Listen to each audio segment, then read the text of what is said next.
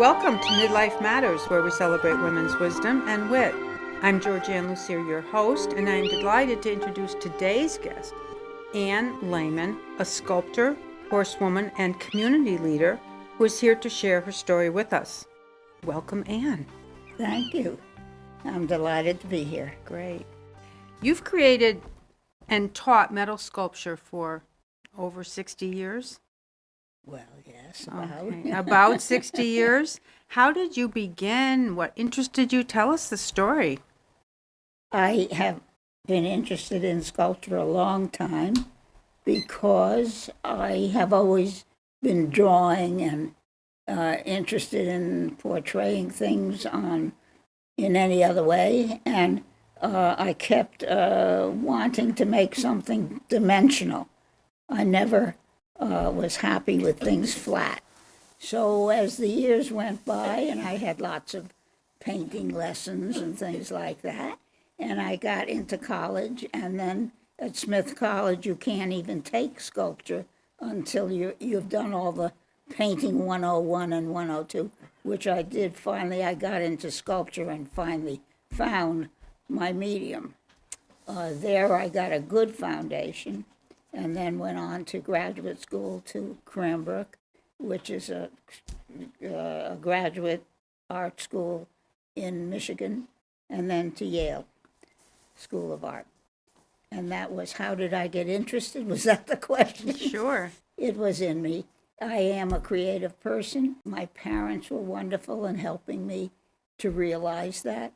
And I found the medium that I can express best.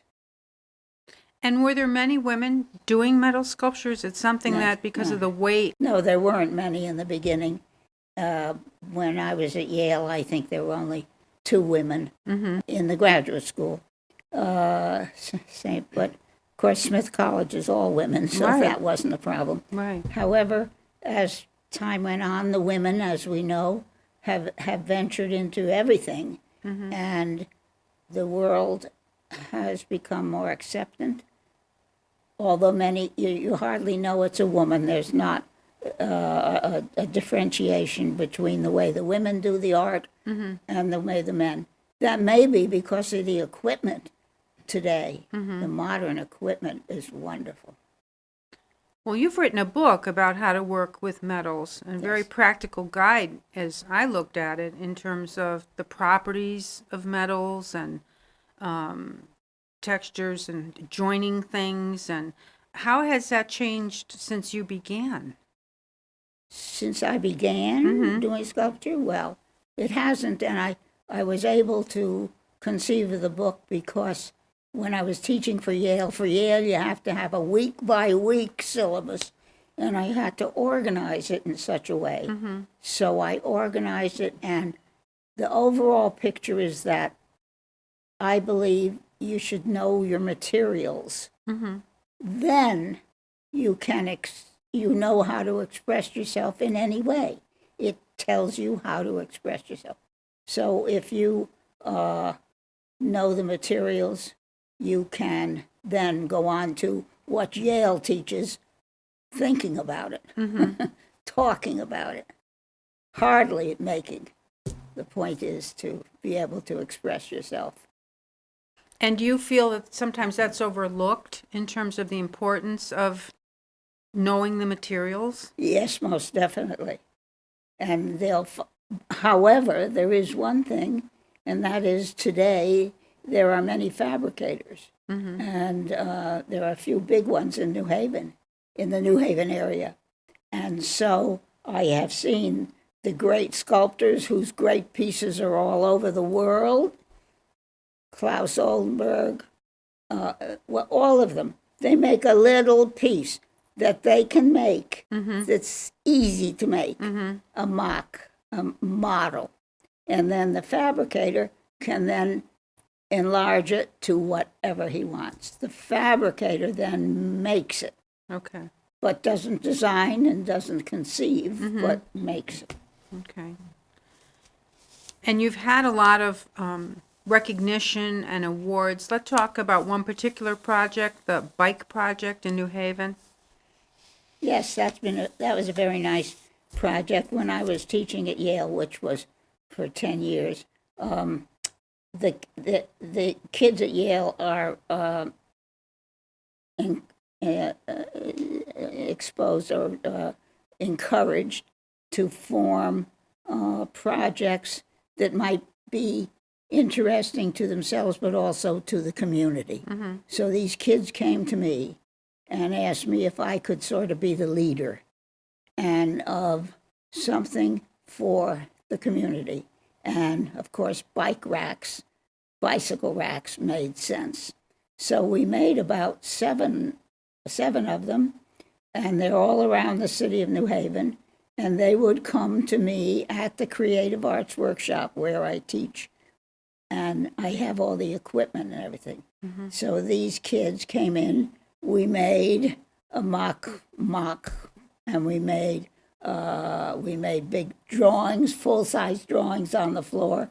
And the kids, and under my direction, learned how to bend and weld and everything if they hadn't been in one of my classes. So they had a wonderful time. So we have one in front of the hospital, in front of the sound school, in front of the school that does teaches the water projects. And then we have one in front of Claire's in New Haven, in front of Claire's restaurant, which is a vegetarian. So the final product is 2 carrots and a squash and a broccoli. And those are where you could put the bikes squeeze in different ways.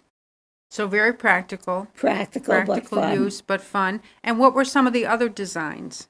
The one for, let me see, it's the most, in front of the library, the Stetson Library on Dixwell Avenue in New Haven, is it's an abstraction of books. Okay. Lines that go across and then down, certainly express books. That's an easy way to put bikes in. And then we had one in front of the, not the sound school, the school that does water and boats. And there's sails. Nice. A couple of sails. Everything had to work practically as well. Right. And they're all about 4 feet tall. And then we had to screw them in somehow into the concrete or wherever they were. And then this was funded by Yale, by the city.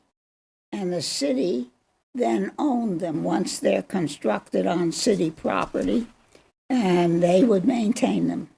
And the Creative Arts Workshop had the part in it of letting them use the studio and the equipment, very fancy equipment. Well, that is a fun, practical application, and I'm Yes. sure a lifelong experience that those students will always remember. Yes, Right? they loved it. Now, They loved you've it. received a number of awards, as I mentioned. One is the C. Newton Skank Skank. the third Award for Lifetime Achievement in and Contribution to the Arts. Yes. I'm most proud of that. And it is a bigger award than the usual awards they give out. And it's very nice.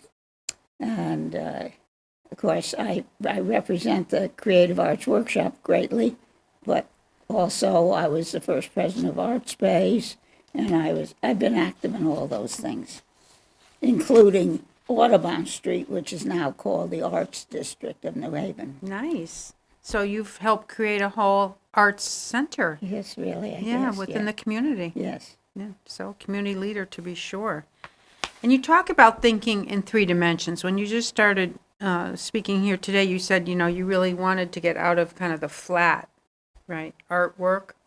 And in your book, you talked about learning new techniques is one way to help people get into that space, Yes. I guess. Yes. Well, in particular, machinery. Okay. There's a machine that we have at the Creative Arts Workshop called a plasma cutter. Well, it enables you to just, by drawing, cutting out the metal in the easiest way, easier than any of the other methods.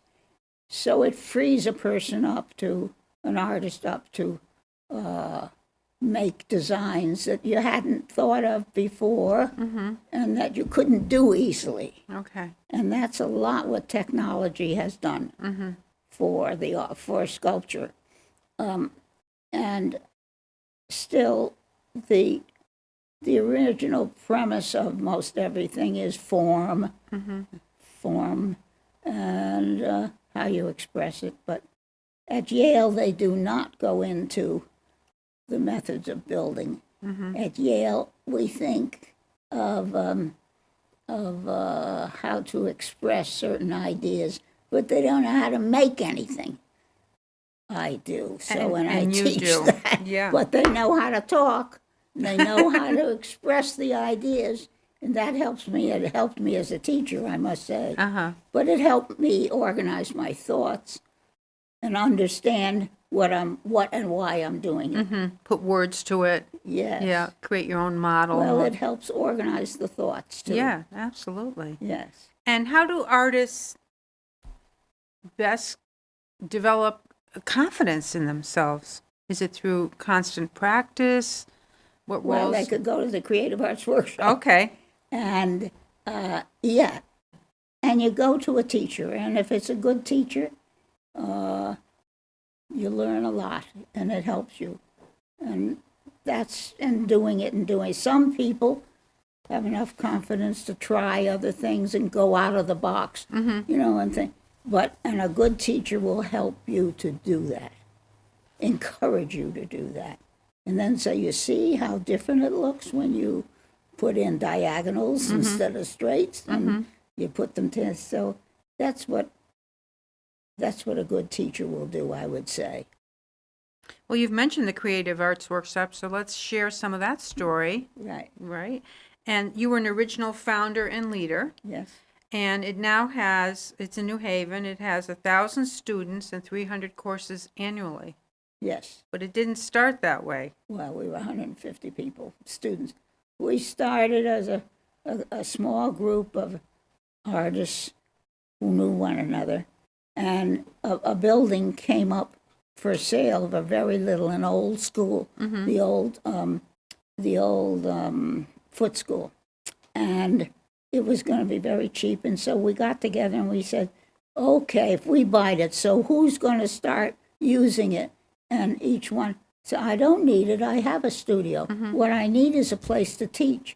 And gradually the idea took form, and we realized what we needed was a school to teach. And thus we started.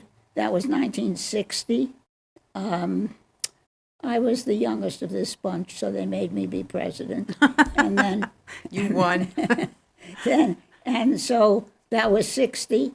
And we got on the phone and started calling people and had 150 students in a space in the John Slade Ely House in the cellar, which was to be free use. And we did, painted it, whitewashed it, and started some classes.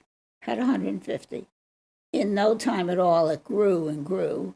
And I set up the curriculum because I knew a lot of artists, so I made all my artists teach, my friends teach. And we grew, and we now have way over 1,000 a year, and we teach a lot of, I think, 45 on the faculty, and it's a wonderful place. So we worked in free space until 1972, when we built the building that we are in now, and designed by Frank Winder. And we were able to burn the mortgage in 17 months.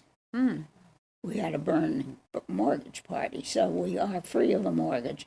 And we have classes every day, day and night. We take people of all kinds of people, because you can, if you need to get some credits from another school, you can. However, most people are just doing it for love. some for social interaction, but most for just plain love of learning. And the classes are very interesting and very different. And this being a show for women, women and creativity and maybe doing things in their home and getting the courage and confidence to try to take it to another level, right? Yes, exactly. And so they will come into a small class with hopefully a warm teacher. Yeah. and feel good about it, and then they get very attached.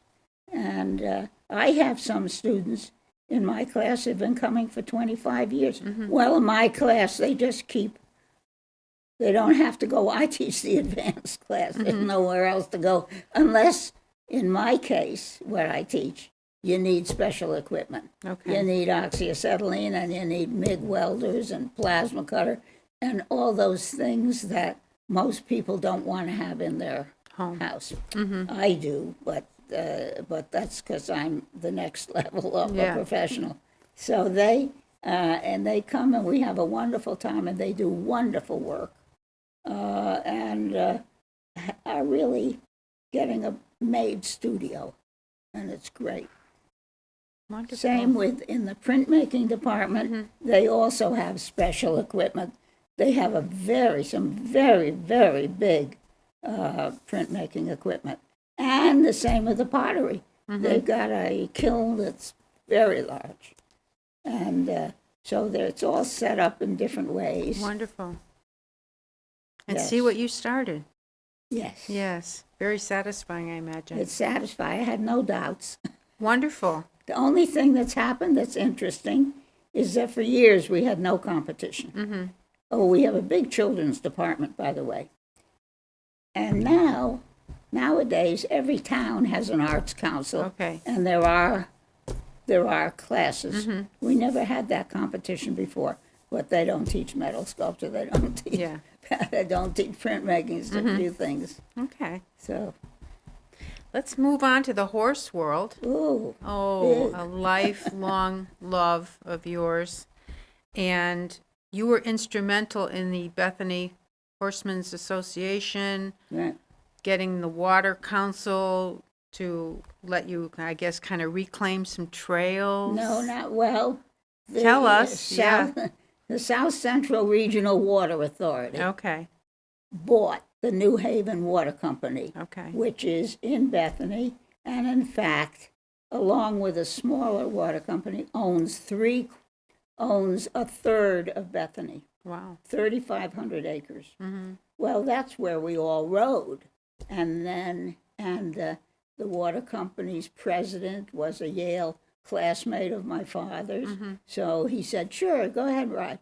So then my uncle organized a little club, organization. So we had tags, and our names were recorded. And then, boom, the South Central Regional Water Authority decided that they don't have anything like this recreational riding. So they said, goodbye, no use. So I was president then, and I fought it with lawyers, with environmentalists, with the town council, with veterinarians, with every kind of specialist involved, proving that the horses would do no damage. They're vegetarians, the horses, so it's they don't mess it up too much.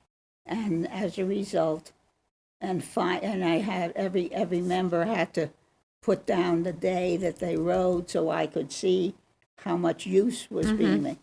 So finally, they gave us the permission, and we have tags, we have numbers, and the guards, now that concerns about safety, and there are guards occasionally, and we also guard it, because everybody rides with a cell phone nowadays. And it was a big and wonderful thing.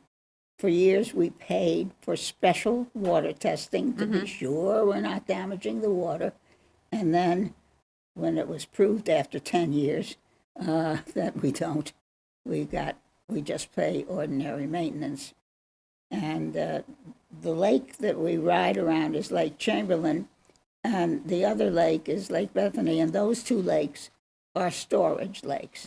So it's not that they are going directly into the mouths of New Haven. Right. Okay. So it's a big thing. And we have about 125 members. And just that's all. That's all we do is ride Wonderful. and clear the trails a bit. Yeah, So it is nice. But it's very important to the people in Bethany, I'm sure. to the horsemen, that I'm is. sure that was tremendously disappointing when they said Oh, no gosh. more.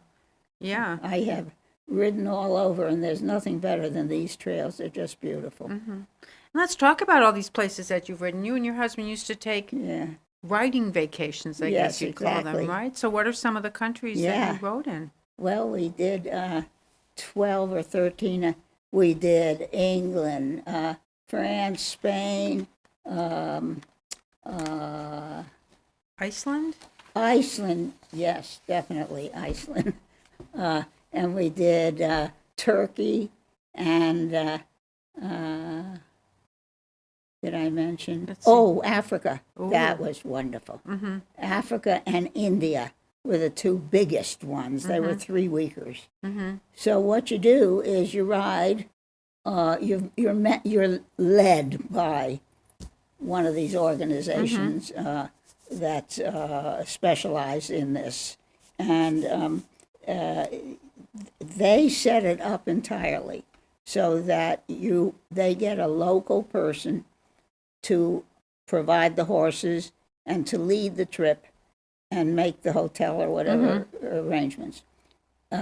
So they meet us, and we're taken to the horses, and we ride like usually 3-4 hours in the morning, and then they serve like in India. I mean, it was a banquet with they put down in the desert, put down rugs and pillows, and then like a 5-course meal, and the team would take care of us during the day. They might meet us with water sort of halfway through.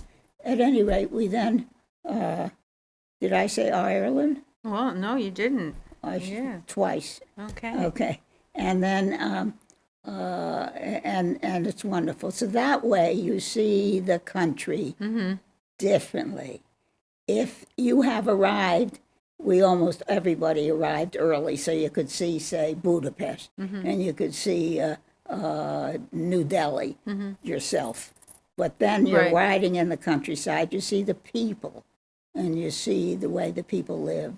And then in India, every stop was a castle, and it's all those Maharaja relatives. They're all related, and they meet you with leis of flour and camels on red carpets, and you were in the different castles every night. But in Africa, you were on safari, and the team set up a different place every night, set up the tents, the potty tent, and beds, and Wow. little flashlights next to you. I mean, it was so luxurious. And they would cook the meals on firewood, and we had wonderful meals. So it's a wonderful way to see the world, and of course, what an experience. Yes. And still, Bethany has some of the best trails. Oh, right? we That's got your, the best. That's We your have wonderful favorite. bit. That's home. Well, it's home. Yeah, yeah. And speaking of home, your family has owned Bethany property since 1938. 38, yeah, And it sounds like you had wonderful parents, as you've mentioned. I do. And so they were big influences on you achieving your goals? Very much so. Yeah. We had horses in New Haven, too, just 2. But, my father's a Yale graduate and master's at Columbia. My mother's is a Yale PhD. They were very educated and very interested in the world.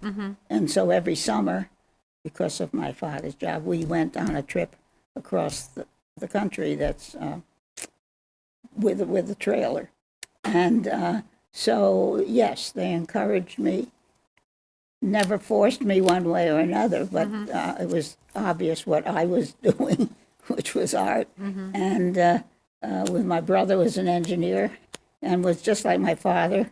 They were engineers building things, making things. I guess I got a little of Yeah, that too. I think so. That whole spatial thinking, dimensional. Yes, and making, And making building, things. making, yes. Yeah, that's yes, a I did. requirement. So they were very influential. And you did share with me that even if you didn't have all those advantages, you still believe you would have created your whole life. It would have just taken on different, I think so. yeah, just a I different think so.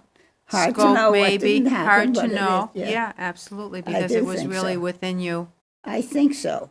And Yeah. as I said before, though, creativity can be encouraged Mm-hmm. in all different medium. But I did like that, doing the art. In terms of your educational experiences, I know you talked about Smith, and then you went on to the other school and Yale. What can you think of the way they most influenced you in terms of developing your art? Oh, that absolutely did, yes. Mm-hmm.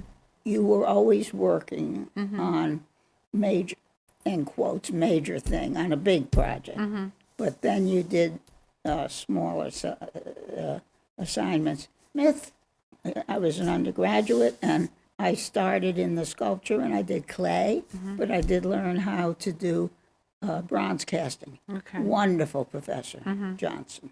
But then I went to Cranbrook, which is another place that's, and I mention these because they're good examples of how you develop. Mm-hmm. You don't have to go to these same schools. Right. But Cranbrook is a place, that beautiful, beautiful place, and they show you, here's your studio, goodbye, no assignments, nothing. Oh. And you work harder than you ever worked before. You work day and night. And there are other artists working. And Frank Lloyd Wright would come in and visit Saarinen every weekend. They would have a little dinner together, things like that. So Yeah. we'd talk, and then talking, but doing with no assignments to do. Then I went to Yale, where all they do is talk.